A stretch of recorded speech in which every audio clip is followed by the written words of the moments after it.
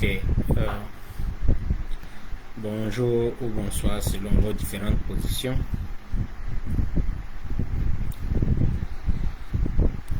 Alors, on va faire ce direct là et parler du collectif, des groupements politiques et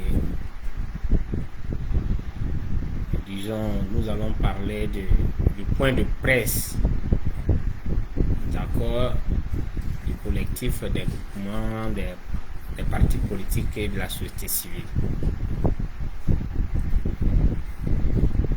Il est très important parce que il faut qu'on en parle, parce que les Ivoiriens étaient désespérés. Ils étaient dans le désespoir. Ils se demandaient si réellement l'opposition allait se responsabiliser, c'est-à-dire que s'organiser pour mener des actions, contraindre le gouvernement à, disons, réviser la liste électorale. Oui, ma soeur. Ah, d'accord, ok, je vais augmenter le volume. Merci. Poutine, son femme. Merci bien, merci d'être là.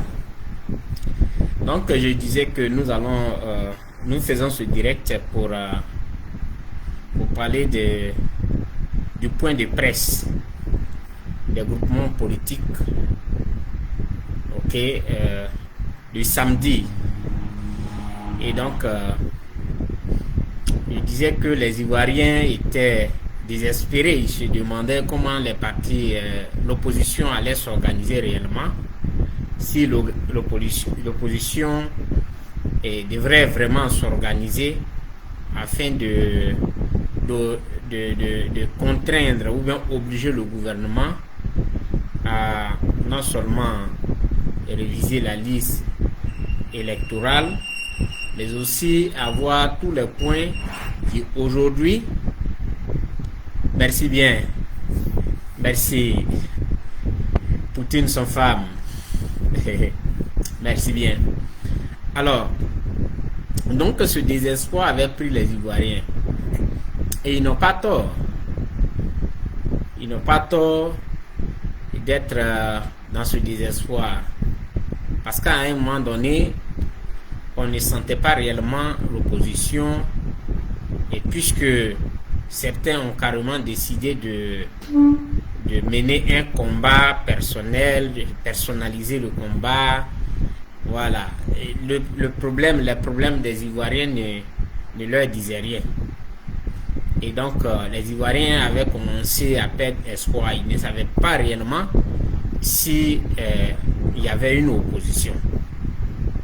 Mais ce samedi, le groupement des partis politiques l'ont bien démontré et à travers Dr Simone Eivé Gbagbo qui a fait la lecture, ou bien du moins, oui, qui a fait la lecture des points qui ont été arrêtés.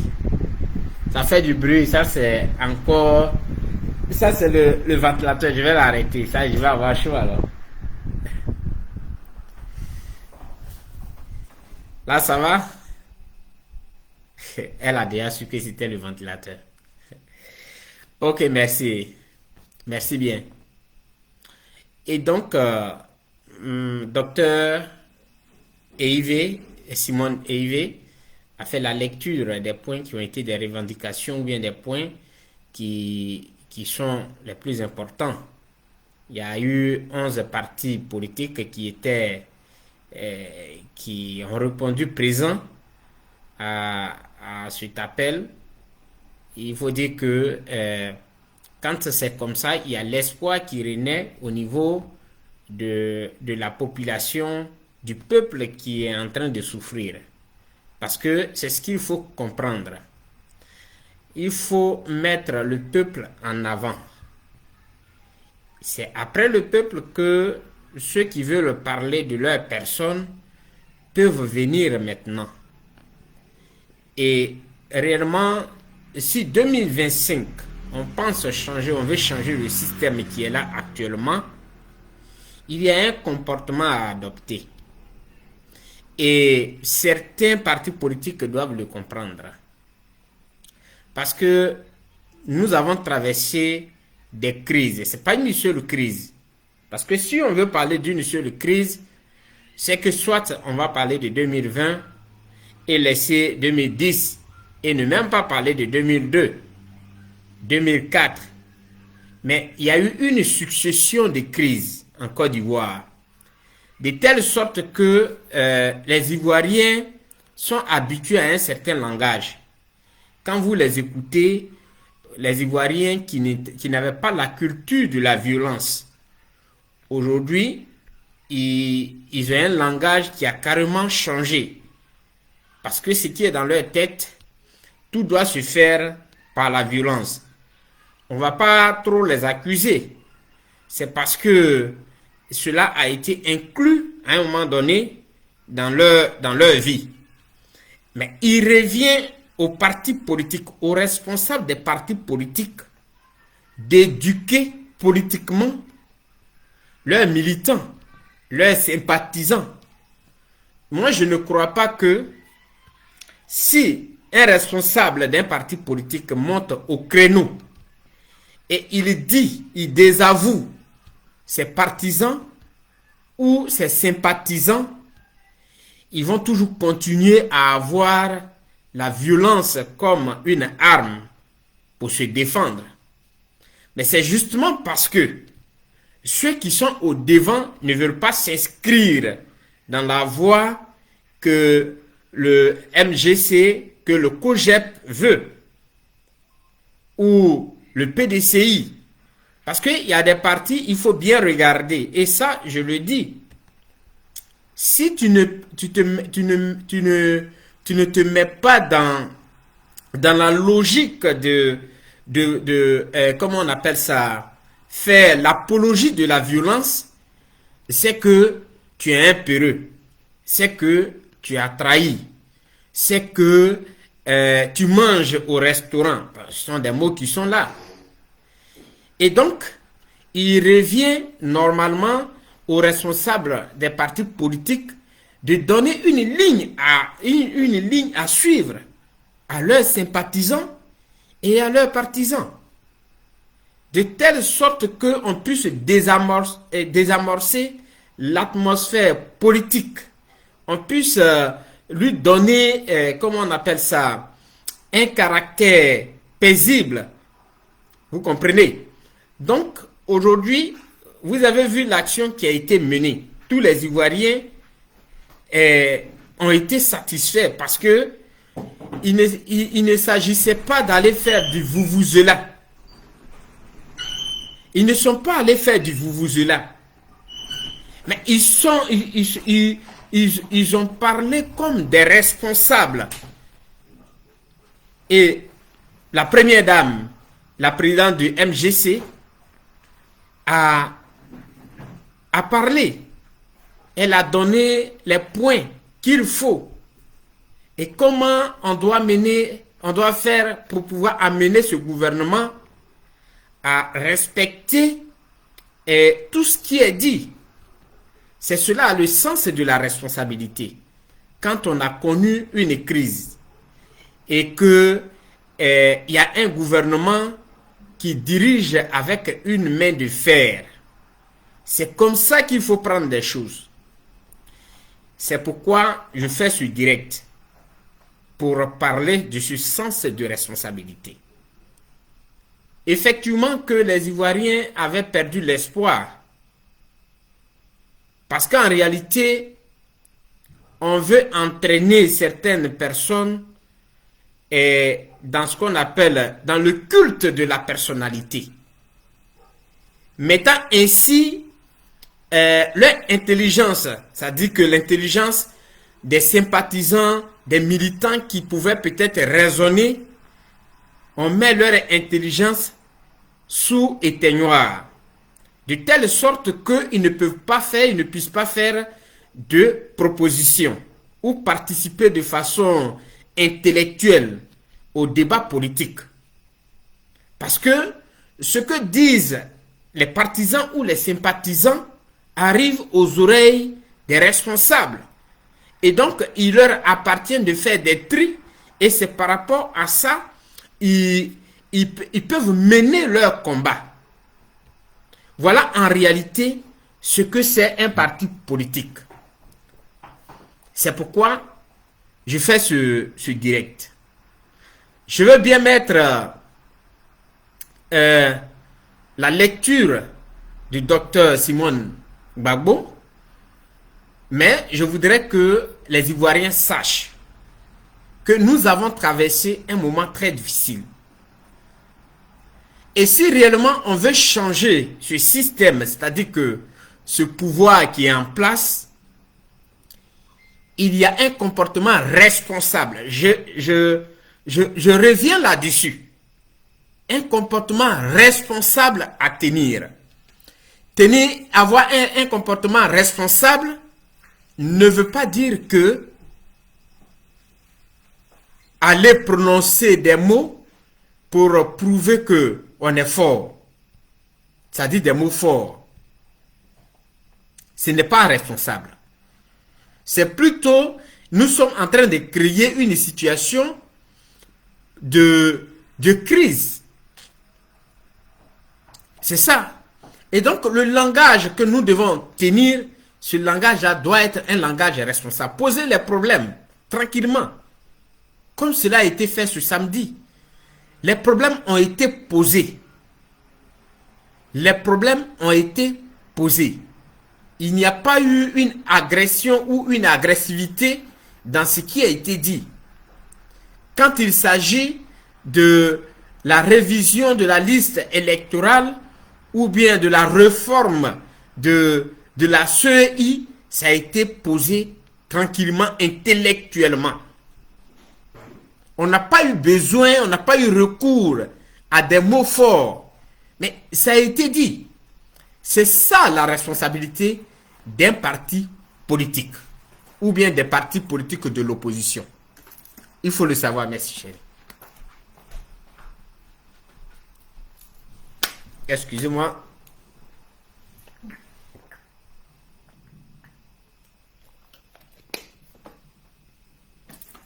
Donc, en réalité, c'est ça. La démarche à mener.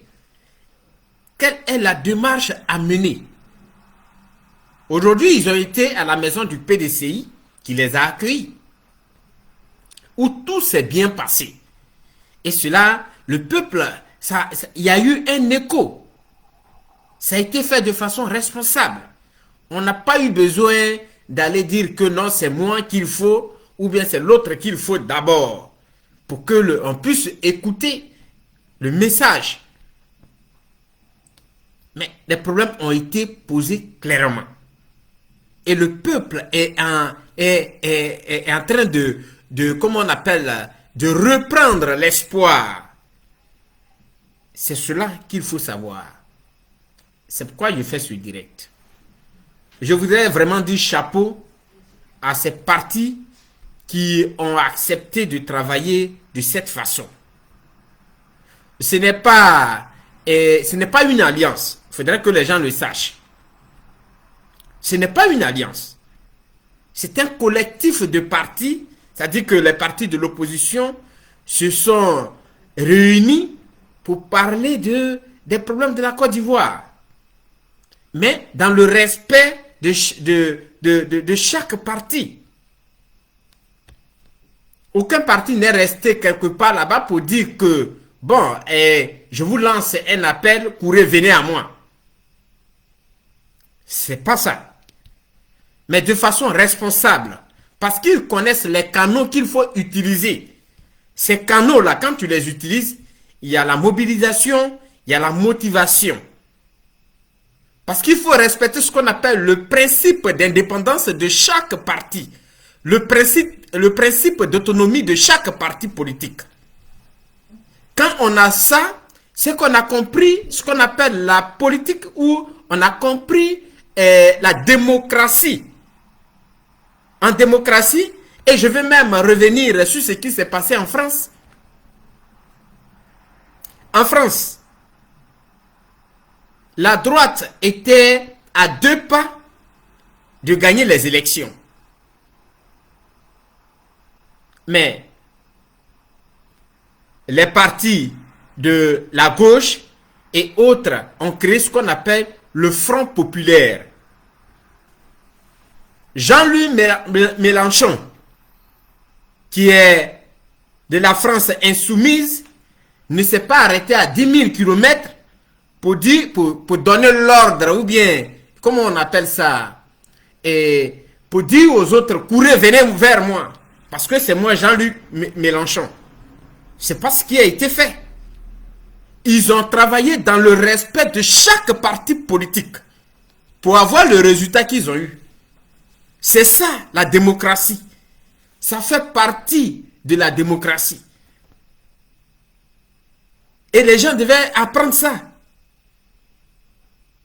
Ils devaient apprendre ça. Mais tant qu'ils mettront dans leur tête que et on va faire le culte de la personnalité, le peuple va toujours souffrir. Parce que chaque personne a son ego. Alors que dans cette situation, il ne s'agit pas d'un ego qu'il faut protéger, qu'il faut développer. Il faut penser à la souffrance des Ivoiriens. Et donc travailler en conséquence par rapport à ça. En symbiose avec les autres. En respectant les autres partis politiques. C'est le plus important. Et après, on peut parler de nos égos. On peut savoir qui avait créé la Côte d'Ivoire et nous autres, on est venus. On est d'ailleurs pour habiter. Mais pour l'instant, les Ivoiriens ont un problème. Le problème est que on casse leur maison. Comment on appelle ça? La vie est devenue chère. Et quand ceux qui sont au pouvoir veulent s'adresser au peuple qui est meurtri, qui les a même mis en mission, ils n'ont pas de retenue. Pour régler tous ces problèmes-là, il y a une façon de le faire. Ce n'est pas le moment de dire que c'est moi, je suis le chef. Et donc, ignorer carrément l'indépendance des autres partis politiques qui ont des présidents et leurs chefs. Et dire que courez, venez. Je vous donne l'ordre, je vous intime l'ordre. Et en même temps suivi de comment on appelle ça, des mots pour frustrer. Je pense que si je sors aujourd'hui, c'est pour que les gens puissent comprendre où se trouve l'intérêt. L'intérêt de ce combat ne se trouve pas en un individu. L'intérêt de ce combat, c'est de permettre, c'est-à-dire que les Ivoiriens vivent sans problème.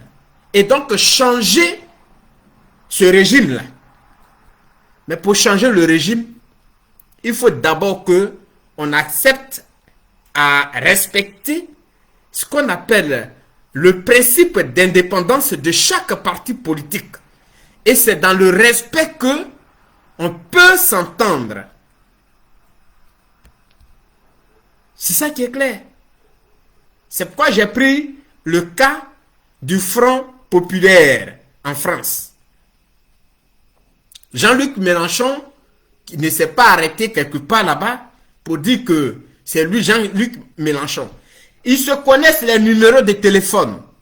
Et donc, ils se sont appelés pour trouver une idée.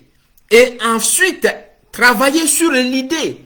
Voir le danger qui guette la France. Et donc, il fallait de suite se mettre ensemble, momentanément, pour trouver des solutions. Après ça, chacun peut aller dans son orgueil. C'est le plus important. Donc, l'intérêt ici, ce n'est pas l'individu, un individu quelque part. Mais l'intérêt, c'est le bien-être du peuple ivoirien. Alors, si on veut le bien-être du peuple ivoirien, il faut commencer à poser des pas qui vont faire que les autres vont nous faire confiance et venir vers nous, ou bien on va se mettre ensemble et travailler ensemble. Je dis bien se mettre ensemble et travailler ensemble. Je le répète une dernière fois. Se mettre ensemble et travailler ensemble. Il ne s'agit pas de c'est moi, je suis le chef, ou bien c'est moi qui ai créé la Côte d'Ivoire, donc les autres doivent courir. C'est pas de ça qu'il est question. Donc je voudrais vraiment saluer cette initiative qui donne un peu d'espoir aux Ivoiriens qui ne savaient réellement pas sur quoi ou sur qui compter. Parce qu'ils voient ce qui est malheureux, et je le dénonce toujours. Je n'arrive pas à comprendre que des gens ont pris leur temps. Ils ont fait de... Certains ont eu la chance, nous qui sommes au village, qui sommes nés au village, on ne sait pas ce qu'on appelle maternelle. Voilà. Mais ceux qui ont des parents aisés, qui sont nés en ville, ils savent. Ils ont fait la maternelle, première session, deuxième session. Alors, ils sont allés faire le primaire. Primaire, c'est pas moins de 6 ans. Si tu ne redoubles pas. Après, ils sont allés au collège. Après, ils sont allés faire le lycée. Après le lycée, ils se sont retrouvés à l'université, où certains ont passé 8 ans. Ils ont eu des diplômes. Ça veut dire quoi? Tout ce parcours les a transformés ou devrait les transformer. Aller à l'école, ça te transforme, ça te donne une autre manière de voir. Mais je regrette aujourd'hui de voir des gens qui ont passé plus de 8 ans à l'université, mais qui tiennent un discours que moi, ma grand-mère qui est au village tient. C'est-à-dire que non, tu ne dois pas dire ça, c'est lui-là qui est lui-là, donc il faut accepter. Ça, c'est pas le discours d'un universitaire. Le discours d'un universitaire, il est différent des autres. Parce qu'il va raisonner. Mais aujourd'hui, c'est ceux-là que les jeunes gens regardent. C'est pourquoi ils créent des panels pour raconter du n'importe quoi.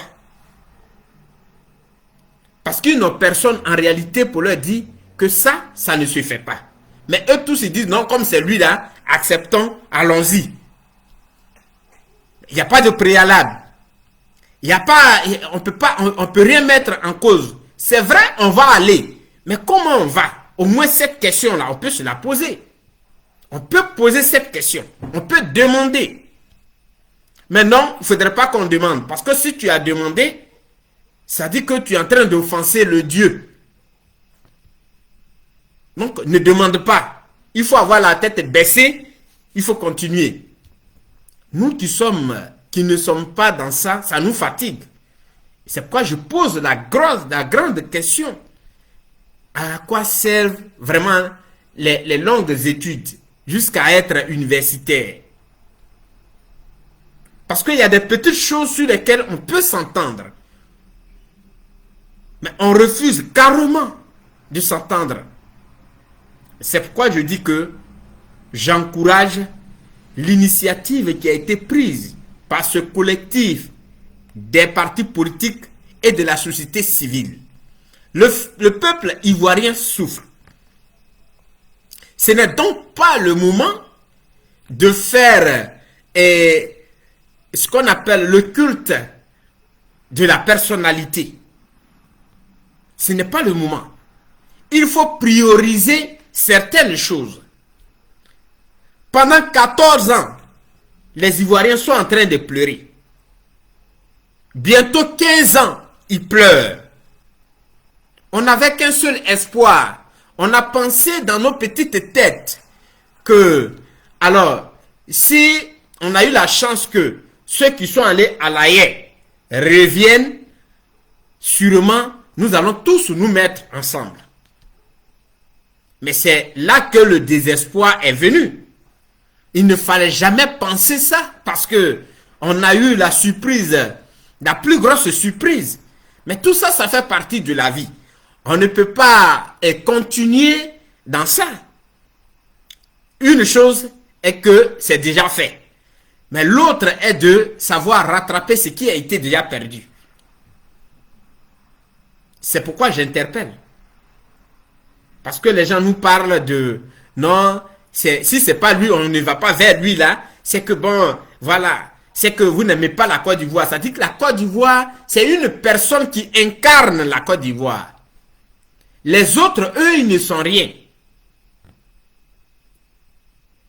Alors, chers Ivoiriens, je voudrais que on arrive à comprendre réellement où se trouve l'intérêt général. C'est ce qu'on doit comprendre. Où se trouve l'intérêt général? Effectivement, Poutine, son femme, les intellectuels ont foutu le bordel dans notre continent. Et c'est la vérité. Et c'est la vérité. Je ne sais pas pourquoi aujourd'hui on va à l'école, mais c'est la vérité. Donc, où est-ce que se trouve notre intérêt? Où se trouve le problème qu'on veut résoudre? Est-ce que le problème qu'on veut résoudre, c'est un problème de personne? Ou réellement, on veut sortir la Côte d'Ivoire de cette souffrance? C'est la question que chaque Ivoirien doit se poser. Si on arrivait à se poser cette question et qu'on a trouvé la réponse, on saura où nous orienter. Si on pense que on mène un combat pour une personne, on le dit clairement, sans se cacher. On le dit clairement sans se cacher. Et comme ça, les autres, ils auront la tête tranquille, ils savent où ils vont. Tant qu'on va rester dans cette dynamique que on mène un combat pour une personne, on ne peut pas évoluer. Mais si nous sommes dans une dynamique de sortir la Côte d'Ivoire de ce trou, de cette souffrance, on peut avancer. Parce que désormais, on va déposer nos habits de, comment on appelle ça, de fierté, et on va regarder droit là où les Ivoiriens souffrent et on va trouver ensemble une solution. C'est pourquoi le président Charles Blé Goudé a dit les alliances, d'accord, mais de quoi parlons-nous dans les alliances? De la Côte d'Ivoire? Oui, c'est nous, notre préoccupation qui est là. Notre préoccupation, c'est la souffrance des Ivoiriens. Comment il faut aider les Ivoiriens? C'est ça. Quelles sont les solutions à trouver? Quel est le projet qui va nous amener à être dans une alliance? Parce qu'on ne peut pas être dans une alliance juste pour mener un combat de personnes. Mais on va se mettre dans une alliance par rapport à un projet de société. Il ne faudrait pas qu'on fasse l'erreur. Vous savez pourquoi le RADP est en train de peiner? Et si vous avez bien suivi les 5 premières années du RADP, leur projet, ce n'était pas... En réalité, ils n'avaient pas un projet. C'était la vengeance qui était leur projet. Bon, d'ailleurs, ils continuent, mais même si ils ont commencé à temporiser un peu, mais vous avez bien vu qu'au départ, ils n'avaient rien fait. Même un seul truc, une seule aiguille, c'était difficile.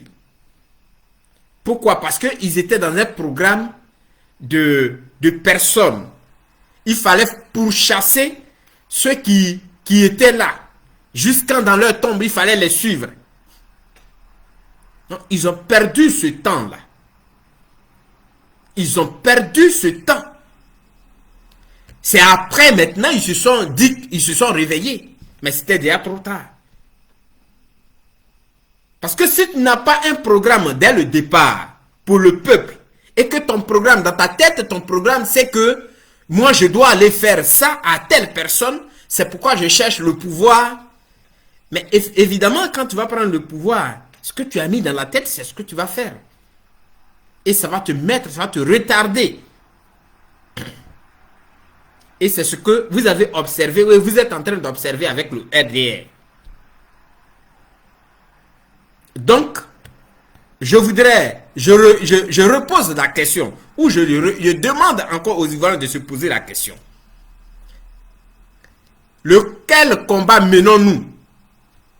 Un combat de personnes ou un combat pour changer notre façon de faire? C'est-à-dire que ce régime et changer la vie des Ivoiriens. Mettre stop à la souffrance des Ivoiriens. Oh Wilson, lo siento. Hola tío, ¿cómo estás? Mira, es que estoy hablando política, entonces, y en francés, ¿vale? Mis seguidores son, hablan francés, ¿vale? Lo siento mucho. Luego te voy a llamar para explicártelo, ¿vale? Gracias por estar aquí. Alors, la question que nous devons nous poser est de savoir quel est le combat que nous menons. Un combat de personnes ou un combat pour sortir de cette souffrance. C'est ça la vraie question qu'il faut se poser. Parce que si notre réponse doit être nous menons un combat de personnes, c'est que déjà nous avons tout raté. Nous avons déjà tout raté.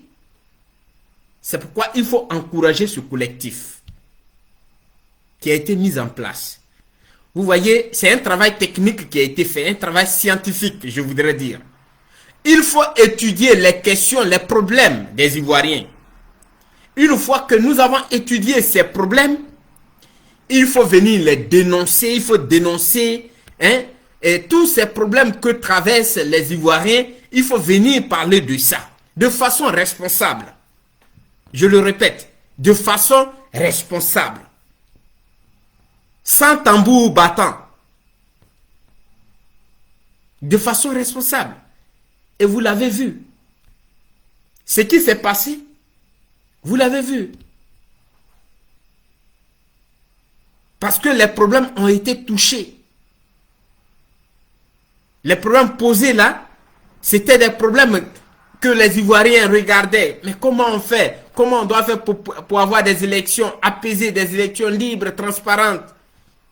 Ils ont parlé de ça en toute responsabilité. C'est cela, être un responsable politique. Et surtout quand ton peuple est en train de souffrir, il ne faut pas que le combat que tu veux mener soit un combat de personnes. Oui, c'est moi.